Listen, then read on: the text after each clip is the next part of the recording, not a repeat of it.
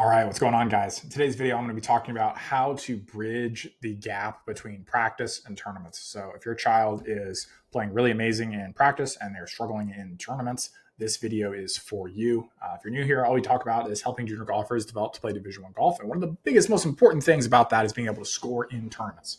So, if you're watching this video, odds are your child might be struggling with that, or at least to some degree. If you're a returning subscriber, welcome back. This is going to be a good one. It's going to be a lot of fun. So, this is something that comes up all the time when I'm talking to families, whether it's families interested in working with me or just families that I actually work with. One of the most common things that comes up, especially from a player where they've been playing tournament golf for like a year, year and a half, where the grace that they give themselves in tournaments kind of move past a certain threshold, right? So it's like you start at golf, you have to put in a lot of work. It's awkward, right? Like grip, feels super weird. Rolling your hands over it, hit the ball straight feels super weird. Turning away from the golf ball feels super weird. Being able to hit the ball first before the ground, super weird. All those things are really tough. You got to put in a lot of effort. Once you've done that, you get to a point where you're actually able to play pretty well, right? So you start off shooting in the hundreds and you get to a point where you're like, I don't know, you get to wherever you get to. And you get to the point where you're like, oh, I should play tournaments. And then you get into first tournaments. And a lot of times players struggle in their first tournaments, but you kind of have that grace period.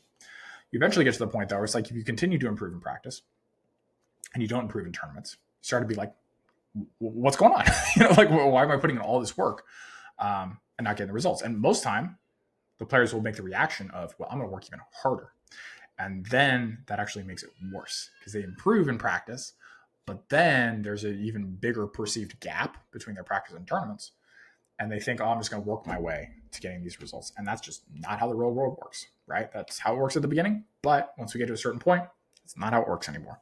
Most players get capped out right around 78 to 80 in tournaments as far as the scoring average. And so being able to get beyond that, we have to be a little bit more strategic. But specifically staying on the practice versus tournaments gap here, it is important to understand that we need to evaluate ourselves based off where we're at in tournaments, and we want to solve those problems. And the point of practice is a tool to get better results in tournaments. It's not, oh, hey, I shoot these scores in practice, therefore I'm going to shoot them in tournaments. Because tournaments, believe it or not, it's a different game. It requires a different set of skills, and it requires a lot more focus. It's a lot less forgiving, right? If you're playing your home golf course, you know where all the bailouts are. You know where all the bailouts are on approach shots. And you can forgive yourself really easily if you hit a bad shot. In tournaments, you have to stick all those things out. You don't know where to bail out off the tee if you don't know how to prep for a golf course. You don't know where to bail out around the greens if you don't know how to run a practice round. You don't even necessarily know that you should be looking for those things. You go ahead and shoot a good score, and you get in a tournament and you crap the bed, and you're like, what the hell? I shot a great score in the practice round. It's like that's how this stuff goes, right? So you need to understand it's like tournaments are what we're trying to optimize for. We're trying to improve. We're trying to shoot better scores in tournaments. I don't care if you shoot 66 at home, if you're shooting 80 in a tournament, right? It's just like, sure, for the general golf public, shooting 66 at home is amazing. It's the best day of your life. We're talking about playing competitive Division One golf and trying to do what it takes to get there. It's like you're going to shoot those numbers. The question is, can we do it in tournaments? Can we do it when it matters? And to see when we do shoot those numbers, or whatever we shoot in practice, as a tool, as a building block to actually be able to shoot those better tournament scores. Hopefully that makes sense, everyone. Now, foundation number one, we need to be tracking our statistics. We need to be able to look at practice versus tournaments and say, how are these different? Right? We need to be able to dig into those numbers. I like to look at 5 to 10 rounds of golf in order to make those decisions. I do not like looking at smaller amounts of data. I don't like looking at one tournament to make a decision. I certainly don't like looking at one round to make a decision. We want to look at a big picture here. A lot of times players get caught up in kind of these little minutia things. We're like, well, is this little scenario, and the wind is off the left, and blah, blah, blah, and hit a bad shot. It's like, no, you want to look at macro trends. You want to look at the macro kind of pieces in your game. So anyway, when you're tracking your statistics, you're going to get a bunch of random stuff. Honestly, most of the stuff's kind of useless. What I like to look at are these statistics here. So penalty rate, greens regulation, scrambling, 3 putts, and birdie conversion rate. If we're looking at these numbers and we model them out just using math, we get what we should shoot on average, right? Easiest way to understand this, if you hit 50% of your greens, get up and down 50% of the time, you don't have any 3 putts, don't have any birdies, don't have any penalties, then you should shoot 4.5 over par on average, right? So that's how we really want to be thinking about this. Now we can compare that to what we actually do shoot, because this isn't going to account for chunked chip shots, bladed chip shots, hit in the trees, try and slice around the tree, hit the tree trunk, make triple. It's not going to account for all those situations. So you want to compare it to what you actually do shoot to kind of identify, hey, where's the biggest opportunities here? But long story short, we just want to see like when we're in practice, like where are we at? When we're in tournaments, where are we at? How did these statistics change? Like you might have a situation where you look at your practice and you're like, oh, practice is really good. In this player's case, our first kind of round of this, we're looking at tournaments here. Penalties, pretty similar compared to practice. 6% versus 5%. Not really a big difference there. Greens regulation, 43%, 45%. Not really a big difference there. Scrambling, a little bit of a difference. 27% versus 37%. That's pretty normal. 11% versus 2%. Big difference there. So that's noteworthy. Birdie conversion rate, 14% versus 17%. Pretty similar. So the major difference here is we get up and down more at home, and we 3-putt a lot less at home. So that results in about the 2.5 shot difference right there. But more importantly than that, we don't have any of these compounded mistakes. And so that tells us right away, it's like, hey, if we want to improve this player's statistics in tournaments, we want to improve 3-putts, and we want to improve these compound errors. And that's where we've spent a lot of the focus for this particular player, and he's been able to improve a lot as a result of that. His most recent statistics in tournaments: penalty rate gone, major improvement there. Greens regulation up pretty substantially. Scrambling up pretty substantially. 3-putts kind of in the same range, but to be fair, he's hitting more greens. And as of late, I'll show you the updated statistics. We made an adjustment to the way that he is doing his pre-shot routine with his putting. That's made a massive difference. And so now I believe he's down to about 8.7% over a relatively, couple of weeks. Anyway, and we're also looking at what he's actually shooting. And so we can say, hey, we've improved our compound errors. We've just improved across the board. But the first kind of principle here, and this is like the pill to swallow with everyone in this situation, is just like, you need to start measuring yourself based off what you do in tournaments. So if you have a scoring average of 83, guess what? You have a scoring average of 83. And if you shoot 81, you can't be pissed off about that. That's better than your average. You shot a good round objectively based off of where you're at. You can't be looking at that and say, oh, well, I shot 76 at home, therefore 81 is bad. No. Your scoring average is 83. 81 is good. We're moving in the right direction. We want to be focused on moving that tournament scoring average up. If you guys just take one thing away from this video, that's what you need to take away. Also want to be clear, if your child's struggling with this, something you want help with, an application below, fill it out, and you'll be able to book a call to talk to me about your kid's specific situation, see if I'm able to help them. But this is just something that comes by all the time. It's a very straightforward problem to solve. It's obviously emotionally charged.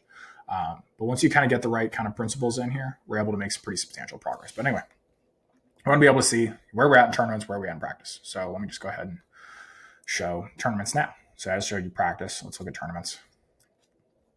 As you guys can see here, we're down to 8.7% 3-putts. That gives me feedback for moving in the right direction. It's 61% greens regulation. Still massive progress. Birdie conversion rate, kind of staying in the same range. And honestly, I don't care. Scrambling, staying in the same range.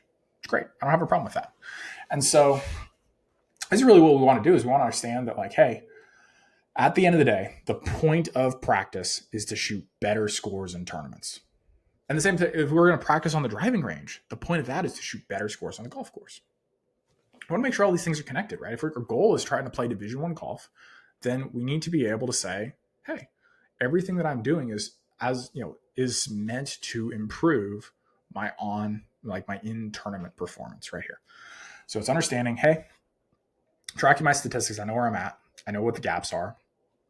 Whatever I shoot in tournaments, that's where I'm actually at. And then what does it make the most sense for me to focus on in order to improve my tournament performance? So sometimes, and a lot of times when players have this issue, I want them to play more tournaments. I want them to face that problem more frequently, so we have more reps and attempts at being able to solve a problem versus doing the thing where it's just like, oh, I'm going to go practice for weeks, and then I think I'm getting better, and I'm going to go play in tournament. Crap the bed again. Like, it doesn't make any sense. It's like, if you're uncomfortable, it's like, guess what? Keep putting yourself in the deep end. It's like, hopefully you guys all can kind of like resonate with this. You got a toddler, right? They're uncomfortable with something. It's just like, you keep putting them in the situation until they're comfortable with it.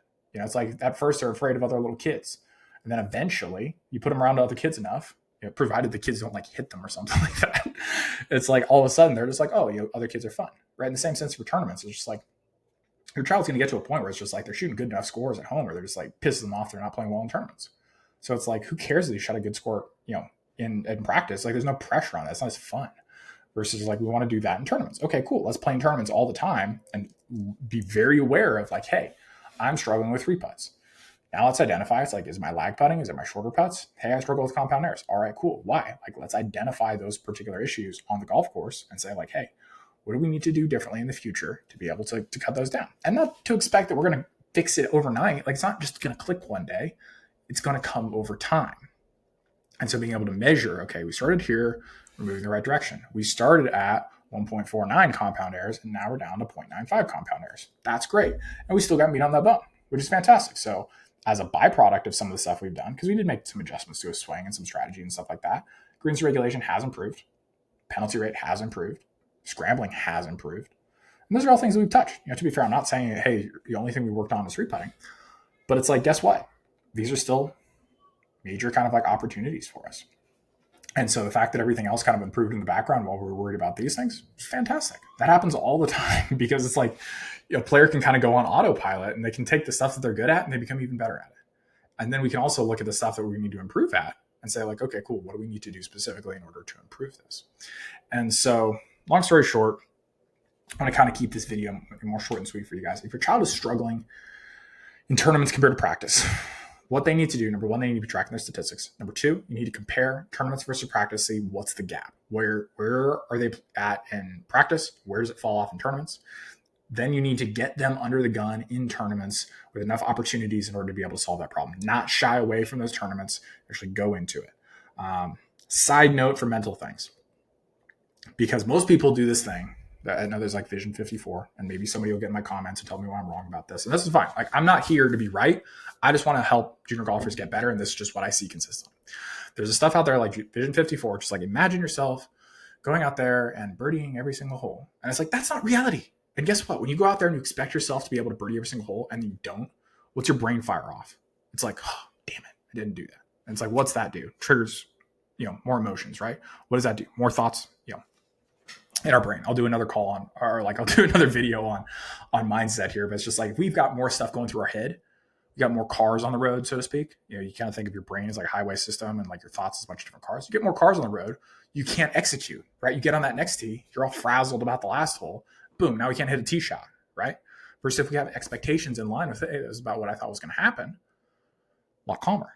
Don't have as many thoughts. Everything's going according to plan. As soon as things don't go according to plan, it's like, chaos.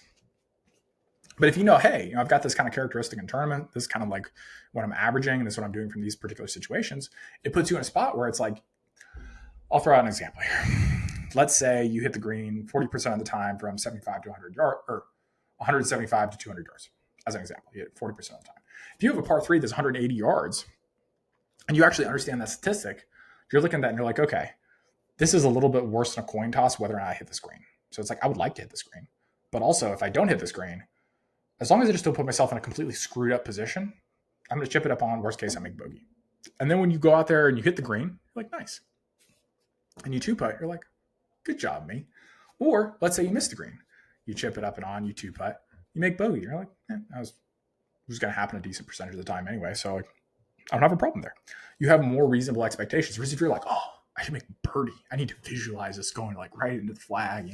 I need to have the perfect shot shape and everything. It's just like, it's not how this goes. It's like you hit a shot that's slightly bad, and we're all riled up about that. Now I got to make this 25-footer. Oh, I ran that 6 feet past. Now I got to make the 6-footer coming back. Oh, I missed that.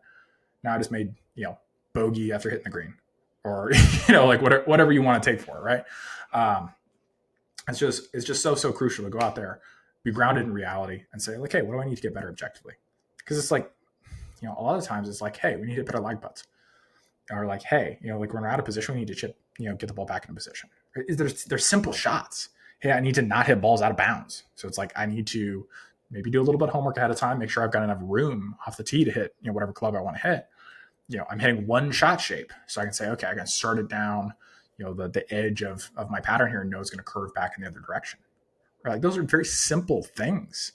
Doesn't mean they're easy, but they're very simple things. And so when the player can go out there and key in on those simple things, it's going to be a lot easier for them to see progress. If they can have the combination of accepting where they're at and saying, okay, if I just get a little bit better at this thing, I'm going to shoot better scores, just focus in on that.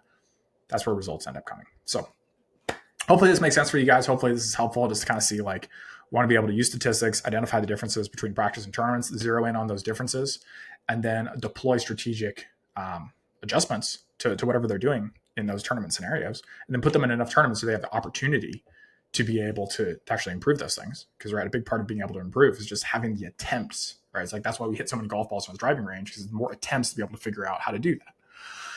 And then also for them to accept, hey, I'm at wherever I'm at. I don't need to be upset about it. It's just like, this is where I'm at, and I want to reset that boundary and say, I just want to get a little bit better, and just consistently do that over time. That's how they're actually going to see that progress. So stop worrying about wherever they're at in practice. Look at where are we at in tournaments, how do we improve, and how we use practice as a method or as a tool to be able to improve that tournament performance. So hopefully this video is helpful for you guys. If it is, and you want more help, again, application below. Otherwise, if you want to see more videos like this, go ahead and hit the subscribe button, and I'll see you guys in the next one. Talk soon.